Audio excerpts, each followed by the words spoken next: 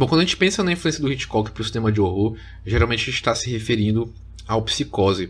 Mas o filme que eu vou falar hoje, assistindo ele, eu senti que ele sintetiza ainda mais elementos que ficaram muito populares no cinema de terror americano nos anos 80 e anos 90, enfim, posterior ao filme. Acho que toda a atmosfera de horror no subúrbio, nesse ambiente residencial, nesse ambiente mais familiar, que ficou bastante popular com filmes como Halloween, ou até como David Lynch constrói essa atmosfera de horror presente nesse ambiente familiar, como no Twin Peaks, ou até no Blue Velvet, principalmente no Blue Velvet. Eu acho que tá tudo aqui nesse filme de 43, do Hitchcock. Eu já falei aqui no canal sobre o conceito de infamiliar no Freud. Eu fiz um vídeo sobre, eu vou colocar na descrição, que eu acho um conceito importante pra gente entender muito do cinema de horror e muito do cinema do David Lynch, por exemplo. Mas então hoje eu gostaria de falar sobre esse filme do Hitchcock. Vou começar fazendo uma sinopse, em seguida vou fazer minha crítica sobre o filme. E ao final vou destacar esses elementos que me remeteram a esses diretores posteriores que já falaram abertamente sobre a influência que o Hitchcock tem na cinematografia deles. Mas engraçado que esse filme eu pelo menos nunca vi ele sendo citado em entrevistas ou etc. Enfim, então vamos a isso.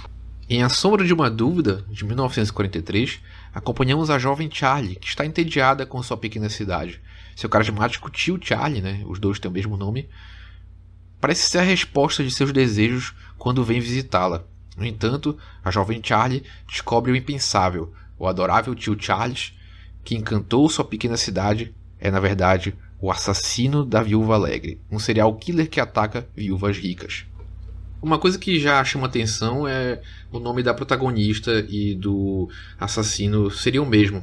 E causa algum tipo de confusão, mas ao mesmo tempo o Hitchcock em vários momentos cria uma certa rima visual entre os dois. No caso, ambos estão deitados. No caso do tio Charles na cidade, nesse ambiente mais urbano, e no caso da Charlie, ela está nesse subúrbio, nessa cidade pequena. E eu pensei em colocar no final a comparação com outros diretores, mas essa cidade pequena me remeteu de cara logo ao Blue Velvet, até a cena de abertura com as crianças atravessando a rua, o bombeiro passando. A gente tem um pouco disso aqui, com guarda de trânsito ajudando as pessoas a atravessar.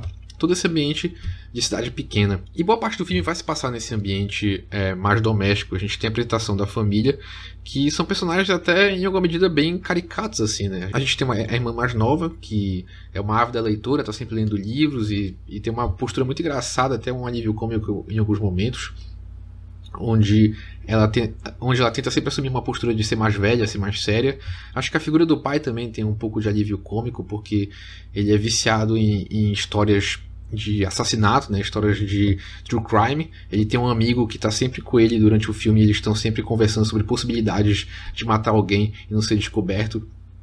O que em vários momentos tem um efeito cômico, mas em outros tem um pouco dessa tensão que se cria na história. A mãe, que é outra personagem principal para a história, porque ela confia cegamente no irmão mais novo, que é o Charlie, que chega de viagem para passar esse tempo com a família. O Hitchcock tem uma frase que eu não vou lembrar exatamente como mas ele diz algo do tipo que quando inventarem uma máquina que consiga mexer com nossas emoções, o cinema perde a função. E de fato isso faz muito sentido, e o Hitchcock tem esse cuidado de sempre conduzir nossas emoções nos filmes. A câmera dele, em alguns momentos, é muito didática de guiar o nosso olhar para o que é importante de fato. Na abertura do filme a gente tem esse foco nesse bolo de dinheiro que está com o tio Charlie, então a gente já desconfia que ele está envolvido com alguma coisa, ele está sendo perseguido de alguma forma. E assim como a câmera tem esse aspecto, em alguma medida, didático às vezes, a maneira que o Hitchcock apresenta as informações também é algo que é importante para essa condução da trama. Apesar dele não esclarecer de fato o que o tio Charlie é logo de cara, a gente já sabe que ele está fazendo alguma coisa estranha, a gente já sabe que ele tem uma postura diferente. Então muito de como se cria o suspense no filme tá da gente ter informações que os outros personagens não têm. Então a gente é meio que um cúmplice do que está acontecendo ali. A gente sabe que o tio Charlie está fugindo, a gente sabe que o tio Charlie está envolvido com alguma coisa, mas os personagens que estão ali não sabem. E muito da interpretação do personagem está em criar essa fachada de uma boa pessoa e esconder algo. E a revelação disso a pouco é o que vai criando ainda mais tensão no filme. E eu acho que também está muito no mérito da atuação do personagem, para além da direção também. Quando ele é apresentado, que ele chega de trem, durante a viagem ele se colocou como uma pessoa doente. Então ele desce interpretando uma pessoa doente, coberto. E quando a família chega para receber ele, já muda a postura, já se mostra como alguém saudável. Então, em vários momentos, ele está sempre brincando com a interpretação dele. E como a direção cria essa dinâmica da gente como cúmplice, a gente tem várias sequências pela montagem ou até close-ups, né, a câmera fechando no rosto dele, onde a gente tem um pouco dessa mudança, às vezes sutil, no rosto dele, sutil na interpretação dele. De novo, como se estivesse piscando pra gente que os personagens que estão ali não estão percebendo. Bom, recentemente eu fiz um vídeo sobre a influência do cinema soviético na França, né? Também vai estar na descrição, mas o Hitchcock, ele bebe muito dessa escola de montagem soviética, e especialmente na relação com o efeito Kuleshov. Tem até um vídeo na internet muito fácil de encontrar do Hitchcock explicando o efeito Kuleshov. E tem vários filmes onde ele utiliza isso de maneira mais clara, mas aqui ele faz algo ainda mais interessante, porque além de brincar com essa interpretação do personagem, dele mudar a afeição dele, dependendo da situação, ele ainda coloca isso em relação com um outro quadro, né? Que o efeito Kuleshov, em resumo, é você construir o sentido através da montagem, através da justaposição de dois quadros, de uma pessoa olhando para algo, e dependendo do que ela está olhando, você vai criar o sentido disso. E ele cria isso também aqui, na relação que os personagens têm, mas também na própria maneira que o personagem está olhando. Então tem uma construção bastante interessante quando ele está tomando café na manhã no quarto. A gente tem a mãe da família, que é a irmã dele, arrumando as coisas, conversando com ele, dizendo que veio duas pessoas ali querer entrevistar ele, algo que pra gente que sabe o que está acontecendo, sabe que é um momento de tensão, mas pra família ali parece algo muito corriqueiro. E a gente tem essa construção do rosto dele mudando, justamente com essa justaposição da conversa que ele está tendo com a irmã. Então, eventualmente, a Charlie acaba descobrindo que o seu tio Charles é o assassino da Viúva Alegre, né? Assassino de viúvas. Muito pelo presente que ela dá para ele, que ele dá para ela, na verdade, né? Que é um anel, e no anel tem uma inscrição que tem o nome de uma pessoa ali. Ele tenta desconversar, mas no fim das contas, ela vê no jornal que ele também tenta esconder em algum momento. As crianças e a própria Charlie já desconfiam que está escondendo alguma coisa no jornal, mas eles não desconfiam que há algo errado. Mas, no geral, os personagens são bastante inteligentes aqui, né? O que é algo, às vezes, difícil em filmes de horror, de suspense, assim. Mas então a Charlie desconfia e acaba descobrindo que o tio Charles, na verdade, é um assassino, né? Os próprios investigadores já meio que têm uma presença no filme, já começam a se envolver com os personagens.